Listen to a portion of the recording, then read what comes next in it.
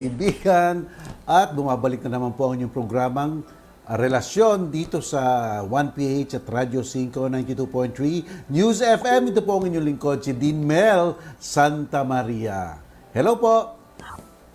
Hello, Dean Mel, at magandang tanghali rin sa iyo. Magandang tanghali ho sa lahat na nakatune in ngayon sa Radyo 5, 92.3 News FM at nanonood na rin po sa Signal Channel 1 sa 1PH. Ito po ang programang Relasyon at makakasama ho ninyo kaming dalawa ni Dean Mel Santa Maria hanggang alas 2 ngayong hapon. At sana po doon sa mga nanonood o nakikinig sa atin ngayon, kung kayo ho'y you also follow us, yung live streaming po namin, maaari rin ho ninyong i-share yan para mas marami pang mga kamag-anak ninyo at mga kakilala ang makapanood at masubaybayan din ang programa ito. Wednesday ngayon din, June 3. Nasa kalagitnaan tayo ng linggo. Ayan. Wednesday. Okay. Naku, parang mo, Gladys, ang Hunyo ay lumalakad ng napakabilis, ha? Trina, before you know it, it's July na. Pagkatapos, kalagitnaan ng taon to din. Kalagitnaan to ng taon. Pag nag-June 30, we're right in the middle of the year 2020. June 14, June 14, filing ng income tax at saka bayaran ng income tax. O yan, paghahandaan niya ng gobyerno kung paano gagawin nila dyan. Although may mga online naman, di ba? Pero may mga ibang tao, walang online. At ang internet medyo irregular, kaya pupunta pa rin sa mga bangko, sa payment centers, sa BIR. Kaya they have to be ready about it. Di ba, Gladys? Yes. At paalala lang, sinabi na di ba din ng BIR na wala ng extension. Ito na yung pang-ilang extension binigay nila. I think from April 15 yung original schedule of payment. Nakadalawa na yata. Nakadalawa na. Hindi, tatlo. Ito na ang pangatlo. Itong pangatlo, di ba? Itong pangatlo. Yes. Yan, oo. Tama. Yep.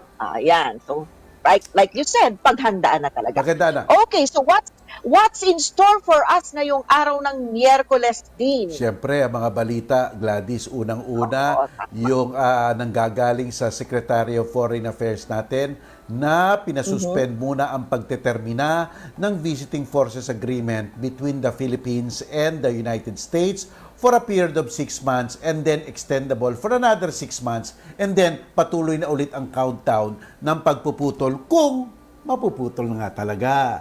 Kasi di ba noon napakatapang kasi noon napakatapang na putulin na yan. Pero okay, extension.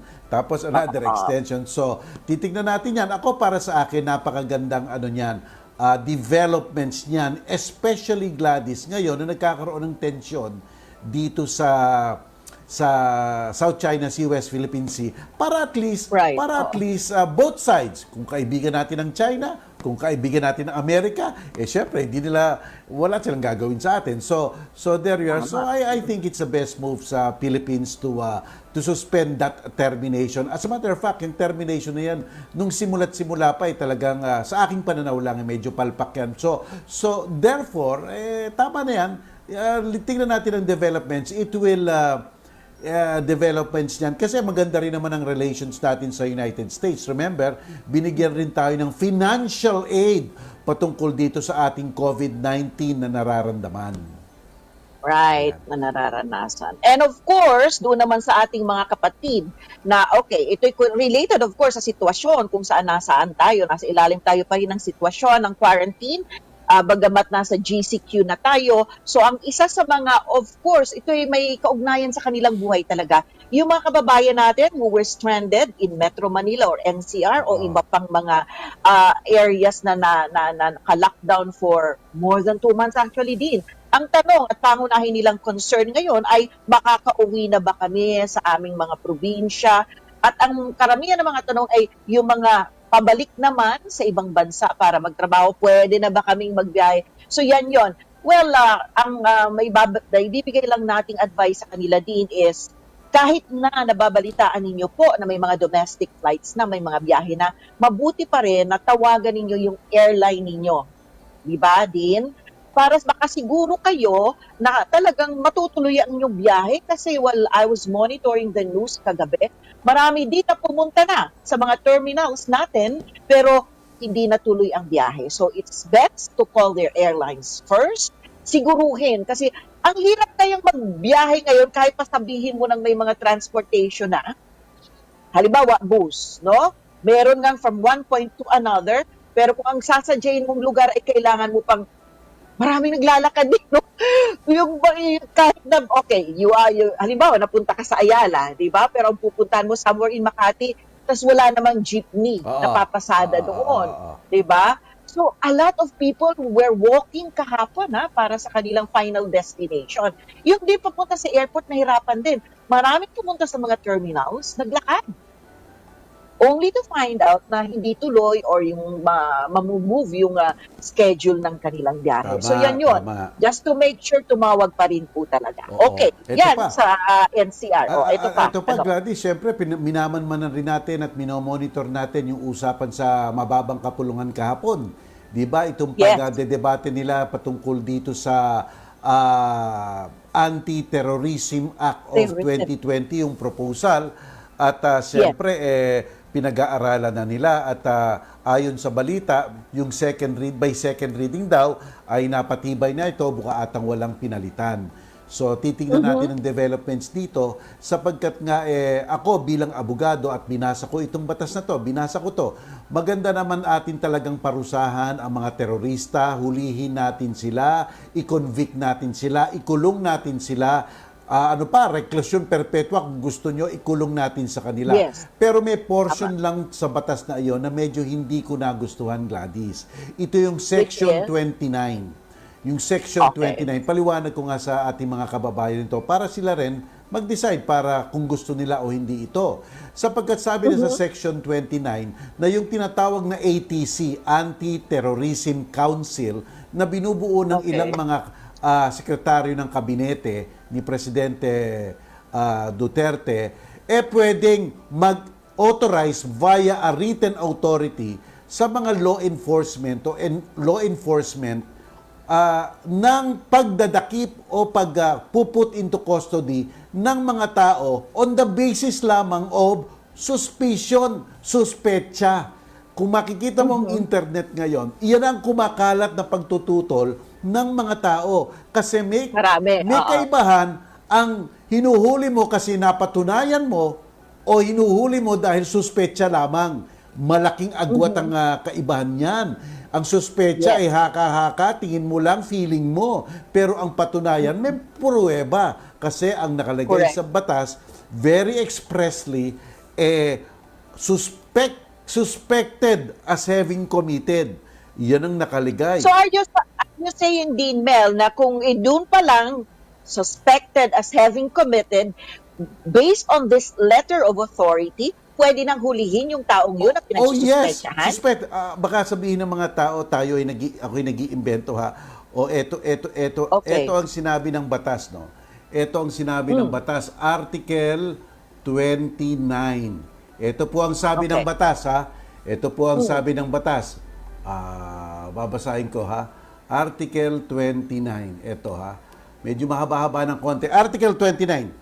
The provisions of Article 125 of the Revised Penal Code notwithstanding, ibig sabihin na kahit na meron pa ng ibang mga batas na 125, any law enforcement agency or military personnel who, having been duly authorized in writing by the ATC, has taken custody of a person suspected of committing any of the acts defined and penalized under sections 4, 5, 6, 7, 8, 9, 10, 11, 12. Ito yung mga acts na prohibited. Dinidefine. Yes. Pwede nang dakipin. So, malinaw kasi yung batas, sinasabi, has taken custody of a person, quote-unquote to ha, suspected of committing any of the acts. Iba ang suspected, iba ang napatunayan.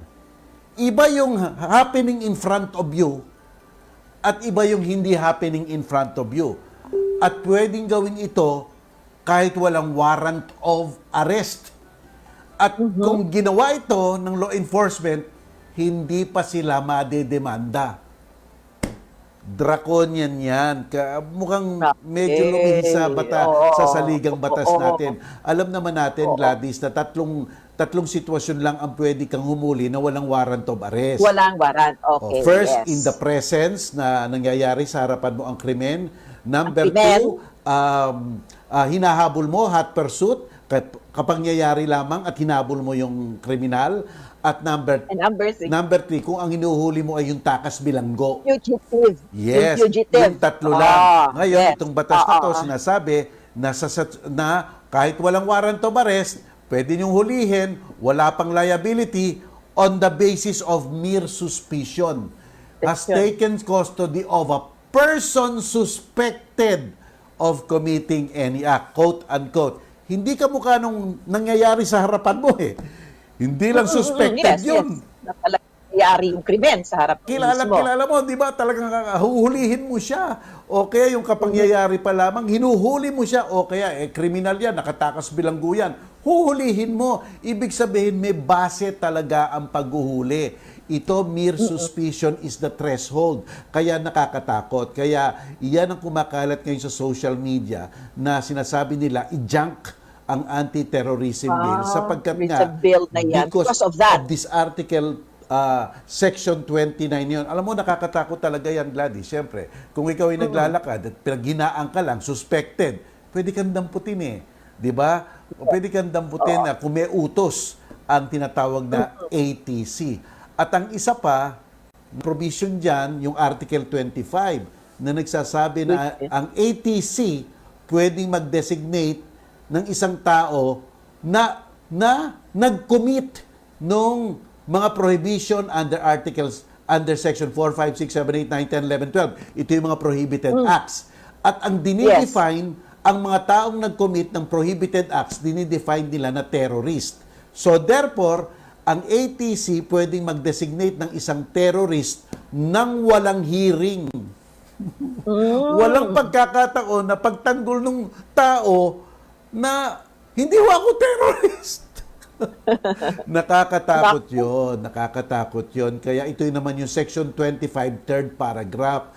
Kaya umaangal ang mga tao. Ngayon, sana naman makinig ang ating mga congressman at congresswomen, pati na rin ang mga senador, dito sa pagpuna na ito.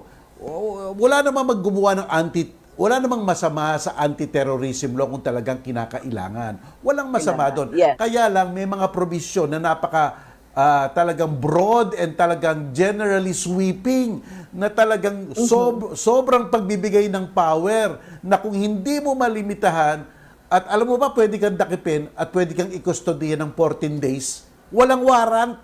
14 days at renewable for another 10 days. At pagkatapos, tsaka ka lang i-surrender sa korte, 14 plus 10, 24 days.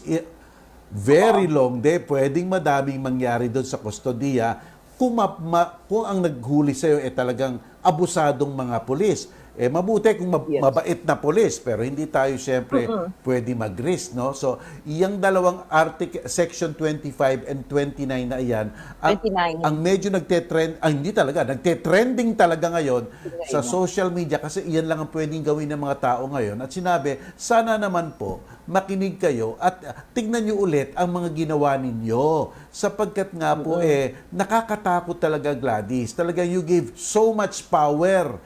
Biro nyo, ang threshold kasi, suspicion. Di ba? Yes. Hindi ka mukha sa tunay na warrant of arrest, Gladys. Nakailang reading? Dalawa. So, may tatlo pa. So, pero, ang mabuti nito, meron pang Senado. So wala pa. Yes. Kung tututulan to ng Senado, wala na yung bill na yan. Babay na yan. Babay. So, therefore, pero hindi pa rin ako nawawalan ng hope na baka itong ating mga congressmen at congresswomen ay re-revisahin muli. Lalo na yung mga sinabi ng Section 35 Plantsahin and nyo 26. muna ito. Siguraduhin nyo na merong due process according to law sapagkat sabi po ng batas natin, no person shall be deprived of their life, liberty, and property without due process of law. Sabi po. At ang mangyayari kasi, Gladys, itong isang administrative agency, they will tag you as a terrorist at saka magkokorte and therefore the presumption is guilty.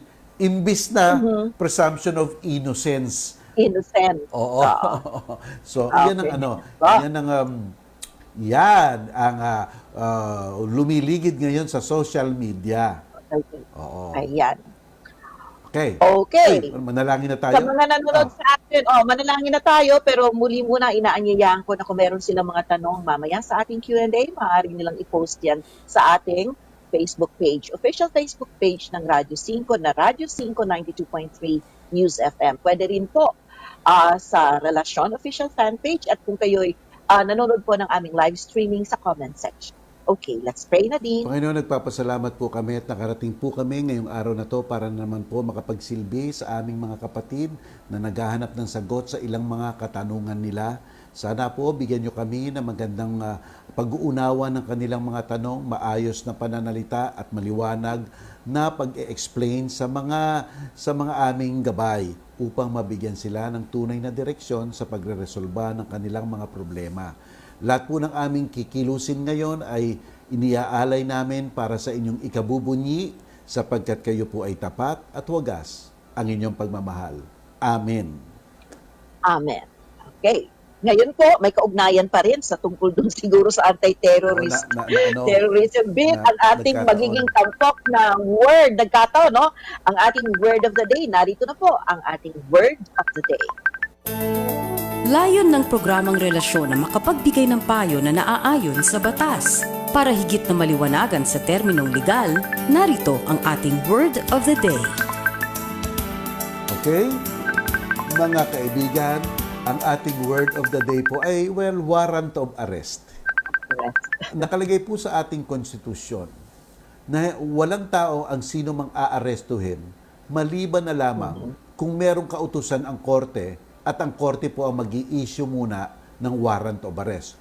Korte lang po ang mag-i-issue ng warrant of arrest. At bago po, ito po, ang warrant of arrest po ay isang proseso, isang process, isang papel na nagsinasabi ay kayo pwedeng dakipin sapagkat nga ikaw ay charge na ngayon sa isang korte ng mga opensang sumusunod. Ayan. Nakalista yon. May, ano yon, Gladys? Papilang yon. Isang papilang yon. Warrant of arrest. At sinasabi dong, ikaw ay naaakusa sa isang krimen na nangyari ng ganito. At ikaw ay may karapatan mag-bail.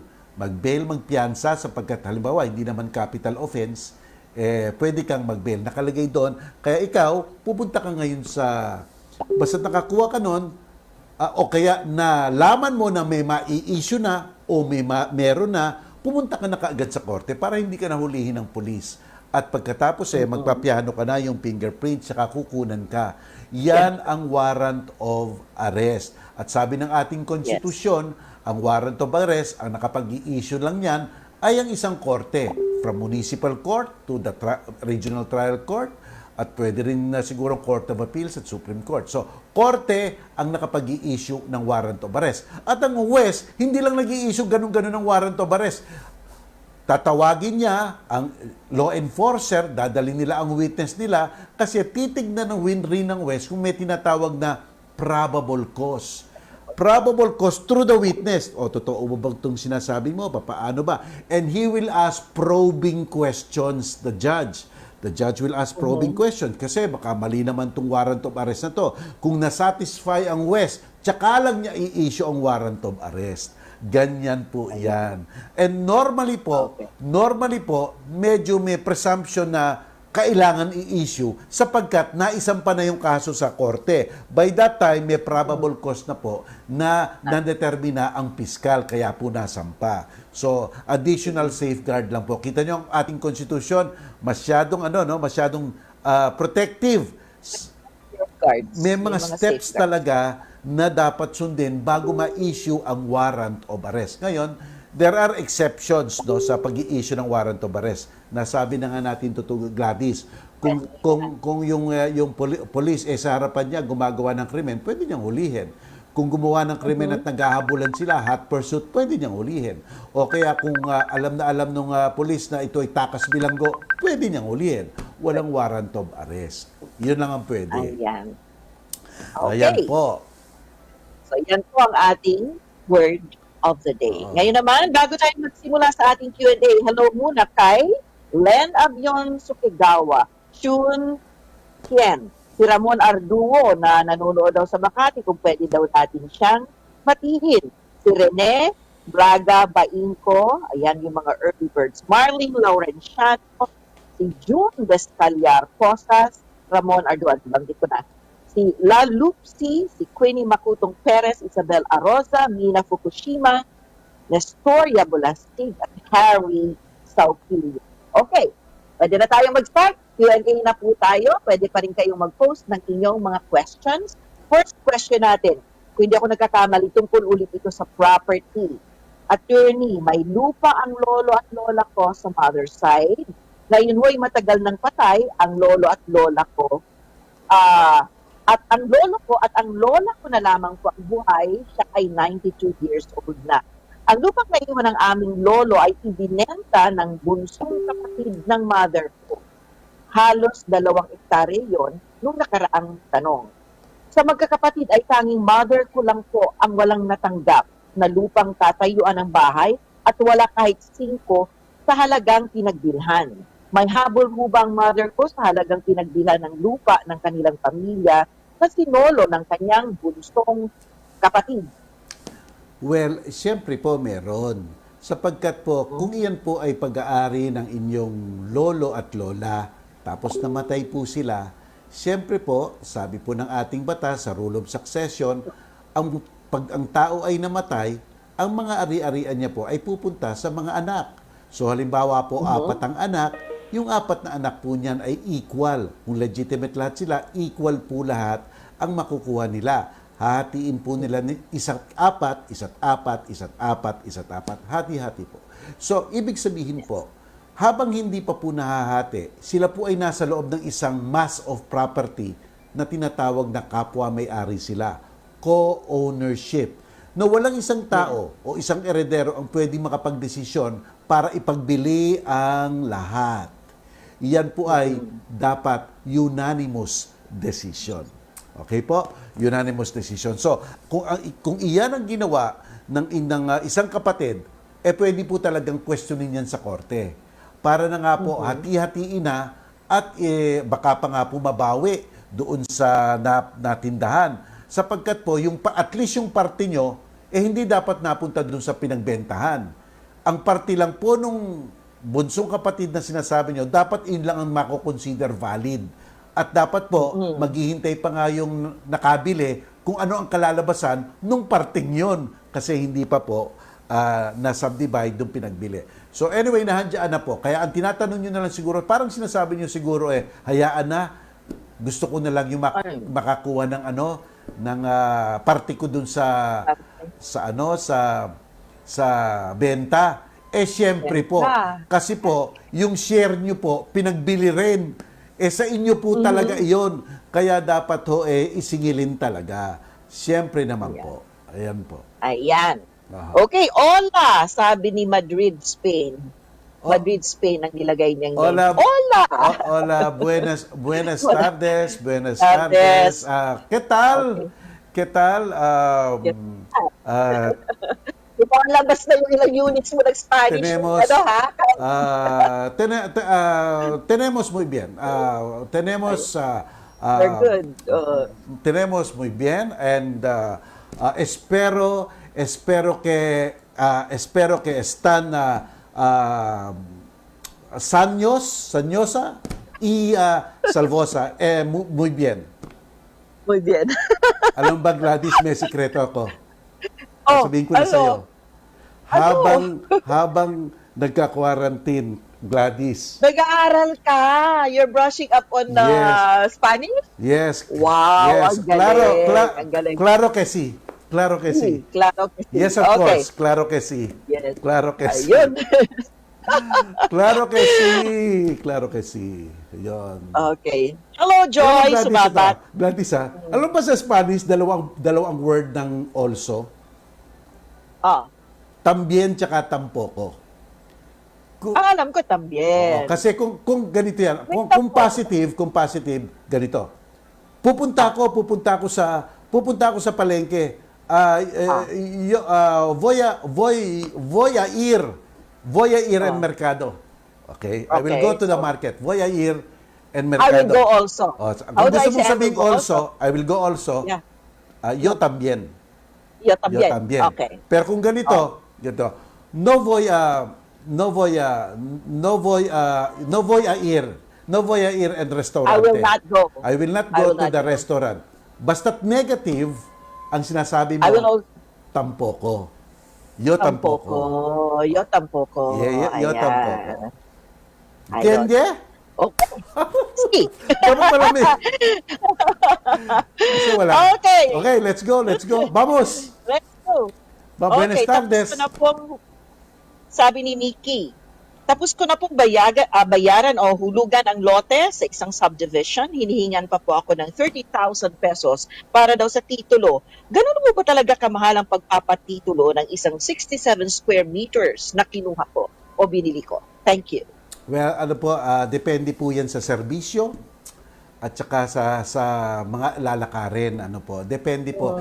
Ang serbisyo po ng isang tao, ang serbisyo po, talagang siya po ang nagbibigay halaga. Alam niyo po yon, service is, Yeah. kamukha po kami mga abogado. Ang service po namin, depende kung sino yung abogado. Ngayon, yung kumpanyang yan, siguro meron silang mga guidelines kung anong klaseng amount ang sa serbisyo, counterpart ng serbisyong yon. At palagay ko po nung pinasok niyo yung kontratang yan, nasabi sa inyo yon, baka hindi lang na babanggit sa inyo, o kaya nakalista po iyan sa isang annex sa contract to sell ninyo, o kaya po nasa loob ng contract to sell. Kasi po, syempre, dapat beforehand, medyo na-appraise kayo niyan para hindi kayo nabibigla. Ayan po. Hindi Saka minsan din, when it comes to service, wala talagang like X amount na ito ang babayaran eh. Depende talaga yan, di ba? Ang pagserbisyo na. Correct, Oo, iba-iba correct. talaga. So baka, Iba yung fees. Iba yung babayarang fees. Oo. Talagang standard yung mga babayaran mong fees, di Yeah, ba? right. Pero yung service mismo, very subjective. Yes. Depende sa ang magbibigay ng correct, servisyo. correct. Tama ka doon, Gladys. Ganun talaga ho eh. Kaya, tama, may cost yan, which is your, halimbawa, yung transfer fees. Okay, talagang nahandun yan. Pero yung serbisyo personal, yun po talaga, wala hong fix kasi. Yun. Ayan, napa-Spanish tuloy si Ann. Sabi niya, muy bien, gracias, buenas tardes. O, ayan. Saan ba yan? Saan ba yan? Ito, isa sa mga ating, isa sa mga ating mga viewers. Nos vemos, nos vemos prontos. Yan. I will see you Okay. soon. Ibig sabihin nun, I will see you. Nos vemos prontos. Nos vemos Okay. prontos. Okay, eto. Next question natin din. Meron po akong menor de edad na anak. Uy, Spanish yun maagang- Spanish yun. Yeah, menor de edad. Menor de edad na anak na maagang nagkaanak. At pinag-aral ko po kahit minsan ay nagsasama silang parehong menor de edad. Gusto ko sanang ikuha ng solo ID parent. Kasi po, pag nag-aaway ay nauuwi din yan sa hiwalayan. Ayaw po akong bigyan sa barangay ng certificate, kaya hindi ako mabigyan sa DSWD ng solo card or ID parent. Ano pa po kaya ang pwede kong gawin? Bakit kaya ayaw silang bigyan? At saka bakit po kinakailangan po ba ng DSWD? Oo, nagtataka rin ako, no? Titingnan namin ang guideline dyan. Kasi ang Solo Parent Act, ikaw ay isang magulang, either hiwalay ka, o tama, ikaw ay may anak, di ba? Hiwalay, kasal, hindi kasal, etc. Ganun lang po ang requirements niyan, no? At ang identity nyo naman po, masisigurado naman, makakapag-present naman kayo ng birth certificate. Siguro kung iba pa, makakapag-present naman kayo ng iba pang dokumento. Let's say yung mga school records ng batang yan. So hindi ko lang po alam kung talagang kinakailangan ba yung barangay na yan. Di ba? Okay, teka. Baka nga, well, naisip ko lang to. Ano ang requirements? Iahambing ko ito sa pauper litigant. Kasi kung ikaw ay magkakaso at wala kang pera at hihilingin mo sa korte na ma-exempted ka sa mga fees ng korte, mag-a-apply ka as pauper litigant sa korte. At ang unang hihingi ng korte ay isang barangay certification kung saan ka nakatira para mag-certify Yes. na ikaw ay isang indigent. Okay. Yeah, yes, Alright. yun din ang alam ko. Baka Indigent, iyan rin oo. po ang punto niyan. Kaya pumunta kayo sa barangay, sabihin nyo lang po, humingi lang po kayo sa DSWD ng kopya ng requirements kung required nga at pakita nyo sa barangay. Ito po ang requirement ng DSWD. Pwede nyo po ba akong bigyan? Kasi po, baka nga po ang certification na ito ay para pagpapatunay na itong batang ito at saka kami ay walang kakayan o kinakapos para suportahan yung sanggol. Para ho dito sa ating solo parents. Sige po, gawin niyo po yan. First step. Kaya kung sinabi ng DSWD, kailangan yon, palagay ko wala namang masama. Sabihin nyo, pengi nga pong kopya ng requirement na yon para mapakita ko sa para mapakita sa barangay. Tapos pakita nyo po yon, wala na siyang masasabi. Talagang susunod siya sa utos. Ayan po. Correct. Okay, magpapatuloy po ang ating Q&A dito sa programang Relasyon, pero magpapaalam muna kami. Sandali lang ito po, no? Sandali. Magpapaalam kami Sandali. dahil meron tayong ilang paalala mula po sa ating studios dyan sa TV5 Media Center sa Reliance. Ang oras natin, 1:31 ng hapon.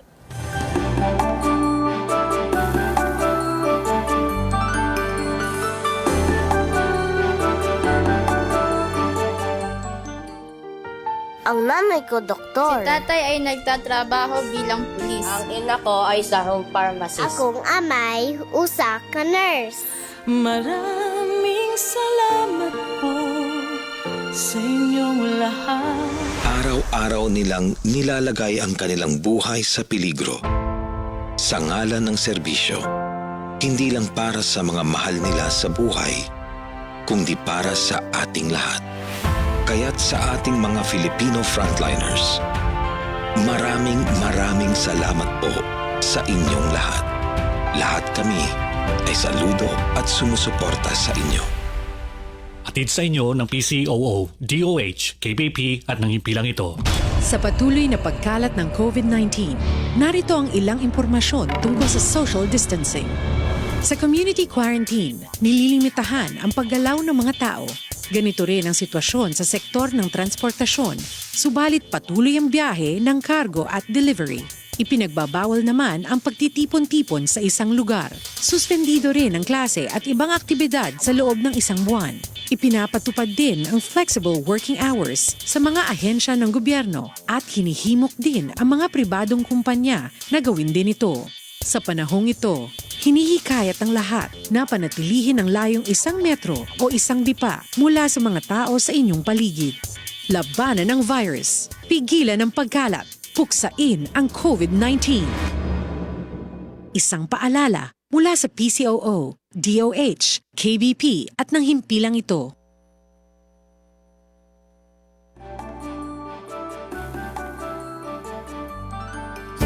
Attorney Mel Santamaria, Gladys Lana Lucas, Relasyon. sa Radyo 5 at 1PH sa Signal Channel 1. Okay. Okay. We are back, Dean, at tuloy-tuloy pa rin ang ating Q&A. Ito ang next nating question. Hi, Attorney. Good afternoon po sa inyong dalawa. Ang tanong ko lang po ito, pwede ko pa bang ibalik sa korte kapag hindi tumupad sa order sa pagsusuporta sa anak? I think nag-file siya ng for support, hindi Opo. tumutupad, so Opo. pwede daw bang ibalik ulit sa korte? 100%. Yes. Kasi po, yan po ang tinatawag na pwede niyo pong dalhin ulit yan sa korte through a motion. Ang tawag po, motion to cite him for contempt. Isang mungkahi sa korte na siya ay tawagin at bigyan ng kaukulang parusa sapagkat po nag-contempt siya sa korte. Ibig sabihin, nilapastangan niya ang korte. Contempt, lapastangan. Hindi na lang po kayo ang nilalapastangan niyang taong yan at hindi na rin lang po ang inyong anak. Nilalapastangan na po ng taong yan ang kautusan ng korte sapagkat ayaw niyang sumunod sa korte. Korte po, kaya binabaliwala niya. Kaya tatawagin po iyan. Pwede siyang pangaralan at pagbayarin. Una. Pangalawa, kung medyo mabigat, pwede siyang pagbayarin at pagmultahin. Okay, kung talagang matigas ang ulo, kulong ka muna. hanggat ikaw ay magbigay ng suporta. Ganyan po. Suporta. Kaya motion for contempt po ang papile ninyo. Ayan. Okay, watching you from, good afternoon daw, sabi ni Ebo Santos Roque at si Bray Malyari. Lagi po kaming, hindi lang daw kasi sila nakikinig kung hindi natututo pa at lagi silang nakikinig. Ang dami nilang natututunan. Okay, next. Aba, nakakita ko 9262 ulit ito. Attorney, ang kasong 9262 and concubinage, talaga po bang matagal ang resolution? Last October 2019 pa po kami nagkaso. Nag-file kami ng motion for speedy resolution last March 12, 2020. Up to now po ay wala pa ring resolution kaming natatanggap. March 12, so this was mga week before the lockdown. Teka, sana po yan. Nasaan yugto na po kayo? Nasa korte pa lang po ba kayo o nasa piskalya? Kasi kung mga isang taon na po ang nakakalipas niyan, sobra-sobra po talagang tagal niyan. Bakit po nagkakaganyan? Actually, October 19 daw sila nag-file, 2019 October. Okay. Tapos for speedy resolution noong March 12, just before the lockdown. March sila 12. O, yan 2020. po. March, April, May. Siguro po nag-lockdown, walang mga tao. Walang mga tao po. Kaya pag paumanin nyo na ngayon po, gumawa po ulit kayo ng pangalawang resolution at sabihin nyo na naiintindihan nyo kung bakit medyo na-delay, pero sana resolbahan na po kasi nagkaroon rin po ng kautusan ng korte na wala atang papasok for some time Skeletal lang po sapagkat po iniiwasan rin po ng korte ang pandemic, ang COVID-19. Yan po. Subukan nyo po lang. Mag-file po ulit kayo. Wala naman pong masama doon. Okay. Next question. Noong year 2000, ako po ang nag-aalaga sa aking mother-in-law na nanghihina na sa loob ito ng 4 na taon. Ngayon po, may sinabi siya sa akin na bilin. Binigyan niya ako ng lupa na 77 square meters through verbal lang daw. Sinabi lang sa kanya. Ngayon ang mga kapatid ng asawa ko ay ayaw pumayag na ibigay sa akin ng lupa. Ang asawa ko naman po ay patay na. Pero nasa akin ang tax declaration at lot number ng 77 square meters, hiwalay ito sa lahat ng kanyang mga lupain. May karapatan po ba ako sa lupa na itong ibinigay sa akin ng aking mother-in-law? Ano po ang dapat kong gawin at maraming salamat po. Okay, hindi ko po alam kung ano ang very specific na nangyari, pero bibigyan ko kayo ng alituntunin na parati naming sinasabi ni Gladys. Ano po, tingnan niyo kung nasa loob kayo. Tatlo po ang pamamaraan ng pagpapalipat ng titulo, pagtatransfer ng title, pagtatransfer ng ownership. Isa, pagbebenta, contract of sale. Pangalawa, pagmamana. Pangatlo, pagdodonate. Okay. Yes. So siguradong ang nangyari sa inyo, hindi contract of sale. So out. So dalawa na lang ang natitira sa inyo. Dinonate ba sa inyo o minana nyo? Punta po tayo sa donasyon. Nasabi sa inyo, lupa ang ibibigay sa inyo. Wala pong bisa iyon. Sapagkat po ang pagdodonate ng isang lupa ay dapat nasa isang pampublikong dokumento, nakapirma po ang magbibigay. Ang salita po lamang ay hindi po effective. Hindi enough. Not enough.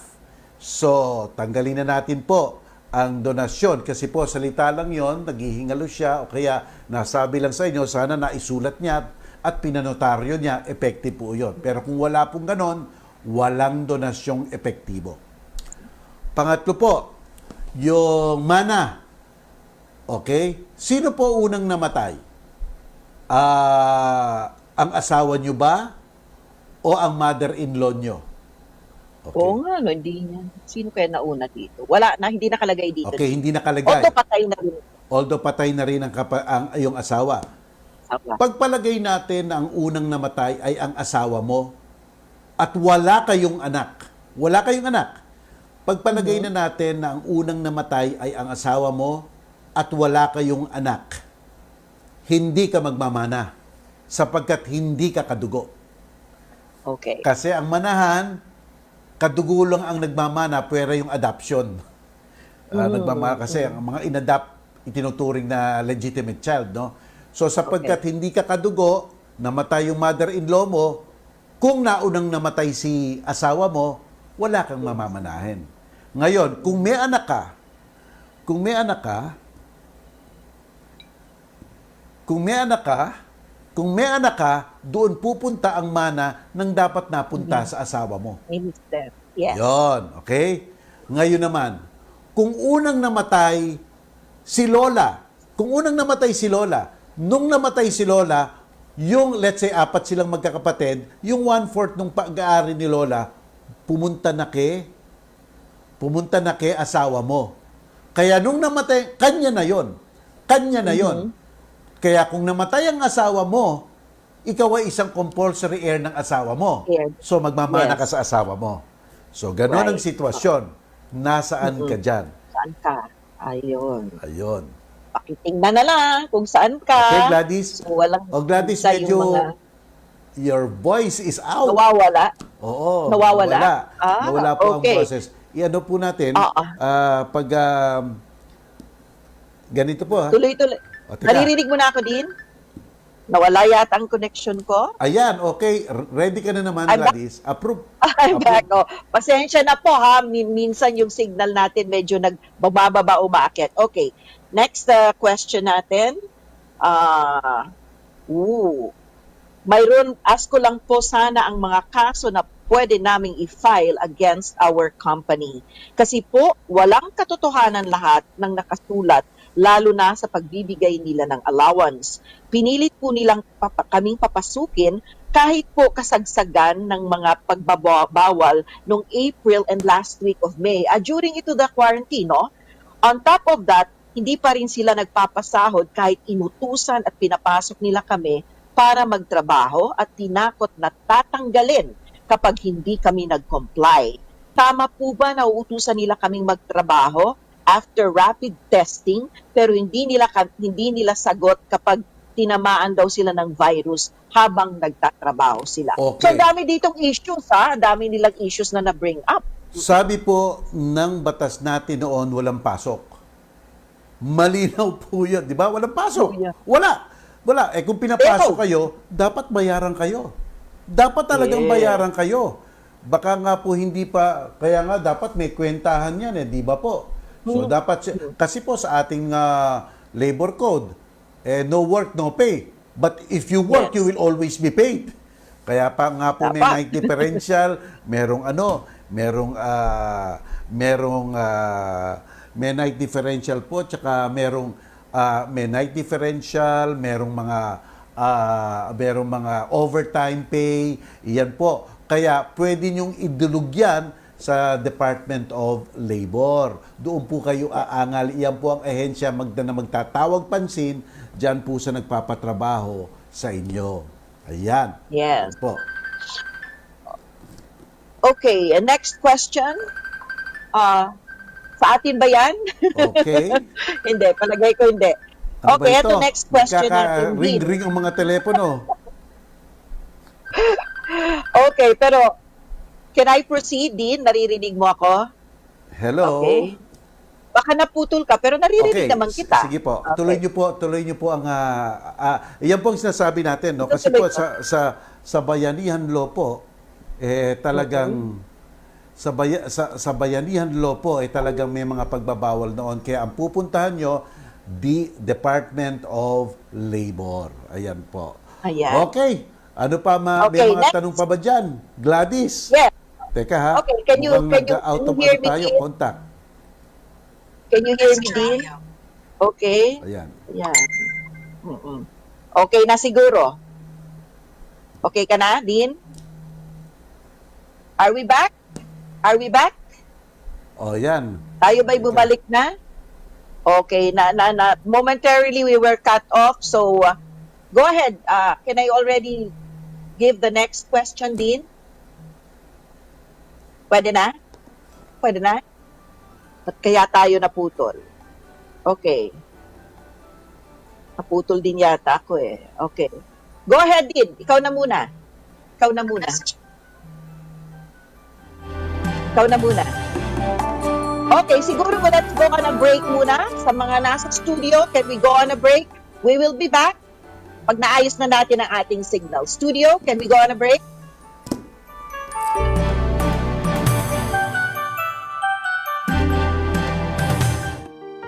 Ang nanay ko, Si doktor. tatay ay nagtatrabaho bilang pulis. Ang ina ko ay isang pharmacist. Akong amay, usa ka nurse. Maraming salamat po sa inyong lahat. Araw-araw nilang nilalagay ang kanilang buhay sa peligro. Sa ngalan ng serbisyo, hindi lang para sa mga mahal nila sa buhay, kundi para sa ating lahat. Kaya't sa ating mga Filipino frontliners, maraming salamat po sa inyong lahat. Lahat kami ay saludo at sumusuporta sa inyo. Atid sa inyo ng PCOO, DOH, KBP at ng himpilang ito. All ready ka na bang harapin ang bagong umaga? Maging handa sa balita at kaalaman tungkol sa buhay at kalusugan sa gitna ng COVID crisis. Simula Lunes, May 4, makakasama na nating muli sina Orly Mercado at Cheryl Cosim sa All Ready, alas 6 hanggang alas 7 na umaga via live streaming sa 1PH Signal Channel 1 at Radyo 5, 92.3 News FM. COVID-19, reminders from DOH. Tamang paggamit ng mask. Makakatulong ang pagsuot ng surgical mask para maiwasan ang pagkalat ng mga viruses na nagdudulot ng nakakahawang sakit tulad ng COVID-19. At para ito ay maging epektibo, narito ang tamang paraan ng paggamit nito. Una, hawakan ng mask sa strap at siguraduhin natatakpan nito ang bibig at ilong. Tandaan na ang white side ng mask ang nasa loob at ang blue o ang may kulay na side ang nasa labas. Sunod ay imolde ang nosepiece ayon sa hugis ng iyong ilong. Sa paghubad ng face mask, sa strap ito hawakan at saka itapon sa tamang basurahan. Huwag kalimutan na maghugas ng kamay gamit ang sabon at tubig. Basta't laging handa at sama-sama, kaya natin to. Isang mahalagang paalala mula sa DOH, PCOO, KBP at ng himpilang ito. Pag maalam sa batas, hindi mahuhulog sa mga butas ng anumang relasyon. Samahan sina Attorney Mel Santamaria at Gladys Lana Lucas para sa isang oras na hitik sa legal na solusyon kahit pa sa iligal na sitwasyon. Mag-asawa, magkaibigan, mag-amo, mag-ano nga ba kayo? Laging may tamang exit sa maling entrance. Relasyon. Lunes hanggang Biyernes, 1:00 hanggang alas 2 ng hapon sa Radyo 5, 92.3 News FM at 1PH Signal Channel 1. COVID-19, reminders from DOH. Tamang pag-ubo. Ang mga airborne viruses tulad ng COVID-19 ay kumakalat sa pamamagitan ng pagbahing o pag-ubo. Para maiwasan ang pagkalat ng mga virus na nagdudulot ng iba't ibang sakit, takpan ng buong bibig at ilong gamit ang panyo o tissue o gamitin ang manggas o loob ng siko kung uubo o babahing. Lumayo sa mga tao kung ikaw ay uubo o babahing.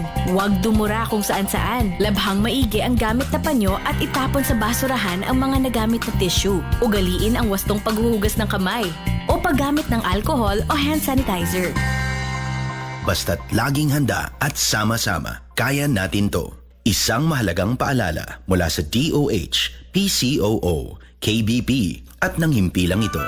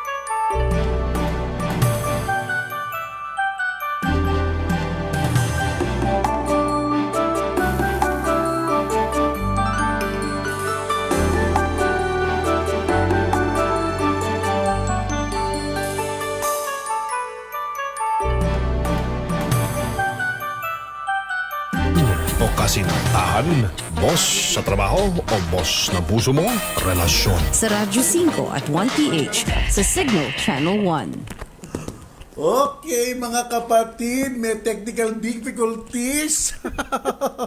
Kasi po yung connection sa internet medyo nag-fluctuate. Oo nga. Nagfa-fluctuate. Alam niyo naman po, we are operating in remote control.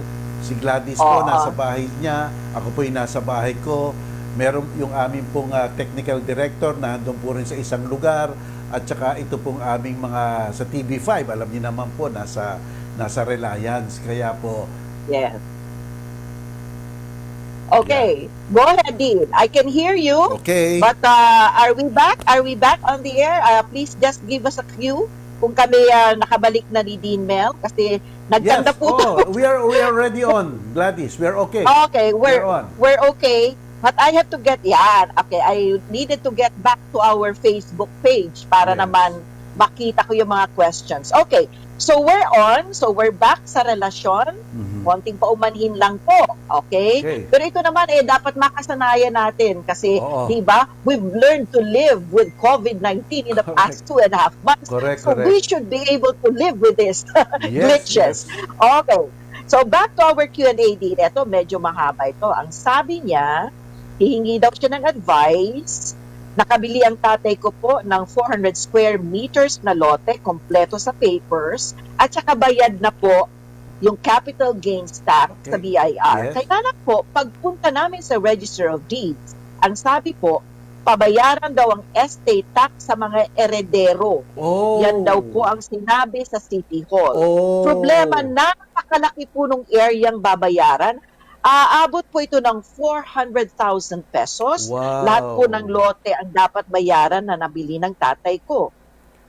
Lote is 400 square meters lang po. Nasa 8,000 square meters yung kabuuang lote ng nagbenta. So, di ba dapat settled muna ito din ang estate tax kung ito man bago pa nagkaroon ng transaksyon sa kanila? Kasi po, kung naman yun. Yes, totoo. Kasi po, basta't mana ang lupa, ito po ang order of business. Ito po, order of business is like this. Mula sa namatay, dapat pumunta muna sa mga nagmamana at yung mga nagmamana, ibebenta po nila. So because nakita niyo po yung sequence of events niyan, may documentation po sa unang transfer. Ito po yung extrajudicial settlement. Kaya po yung mga tagapagmana, mag-execute ng extrajudicial settlement at mapupunta po sa kanilang ari-arian pag nakapagbayad sila ng estate tax. At pagkatapos po, tsaka lang pwedeng ipagbenta sa inyo. Ganun po. At kadalasan po, pwede pong simultaneous yan. Extrajudicial settlement with deed of sale. Lahat po magpipirmahan po doon para isa na lang po ang pasok. Pero hindi nyo po maiiwasan ang pagbabayad ng number 1, capital gains tax, at saka po estate tax. At meron pa pong isa. Meron pa dapat certificate na lahat po ng mga amilyar nabayaran na rin. So, 3 po yun. 3 po yun. Kaya kausapin nyo po itong nagtinda sa inyo. At sabihin nyo, hindi ma-transfer sa amin kasi nga, technically, hindi ma-transfer sa inyo. Dahil nga, hindi nagbabayad ng estate tax. Di ba po? So, kailangan po talagang bayaran yun. Yun po ang sequence of events. Kasi po, siguro nga po, minsan po, nagmamadali kayo o parang kumpiyansa kayo dun sa kinakausap nyo. Kaya lang po, syempre, ang pinapasok nyo po ay transaksyong legal. At kung sinabi po nating transaksyong legal, may mga steps po na dapat sundin bago matuluyang matransfer ang titulo. Kausapin niyo po yung nagtinda sa inyo at sabihin niyo ay kailangan pala ito ng extrajudicial settlement at magbabayad kayo ng estate tax. Siguro kasi Gladys, nakita yung titulo. Tapos nakita yung deed of sale. Bakit ang pangalan ng titulo hindi yung nagtinda sa inyo? Tapos siguro ang sabi, nanguhula lang po ako So siguro sabi niyo, kasi po anak to. Dapat na-transfer muna sa kanya, dapat nagbayad muna ng estate tax. Doon po, kaya siguro nasabi sa inyo. Yan po. Yes, that's right. So tip na lang ito sa mga bibili ng property. Alamin muna talaga kung ang property o lupang binibili ninyo ay pag-aari na ng binibilan nyo, umana ba ito at hindi pa sa kanya nabibigay. Tama. At tanungin, bayad na po ba lahat ng taxes? Tama. Yun. Okay. Oo, tama. So anyway, I think with that, pwede na tayong mag-wrap up din. Nais namin magpaumanin sa pansamantala naming pagkawalam kanina Yes. because of some technical connection problems. So anyway, sana po isamahan ninyo kaming muli bukas, araw po ng Huwebes, June 4. Alauna pa rin ho ng hapon. Yan. Pagkatapos ng One Balita ni Rafi Tulfo na 12:30 to 1. At sana ho'y huwag kayong magsasawa. Thank you very much, Dean, and thank you very much sa inyong lahat na mga nanood at nakinig. Maraming salamat po sa inyong lahat. Ito po ang inyong lingkod, si Dean Mel Santa Maria. Araw-araw po, Monday to Friday, na nandito po kami ni Gladys. Wala pong sablayan, kaya po subaybayan nyo lang po kami. 1 to 2 o'clock. Bye-bye for today. See you tomorrow. Lord, maraming salamat po sa pagbabahagi sa aming mga kapatid sa programang Relasyon ng inyong tulong at gabay. Sana'y mapanatili po sa aming puso't isipan ang lahat ng aming natututunan at piliing gawin sa aming buhay kung ano ang wasto at marangal sa inyong mga mata. In Jesus' name, Amen. Bye-bye.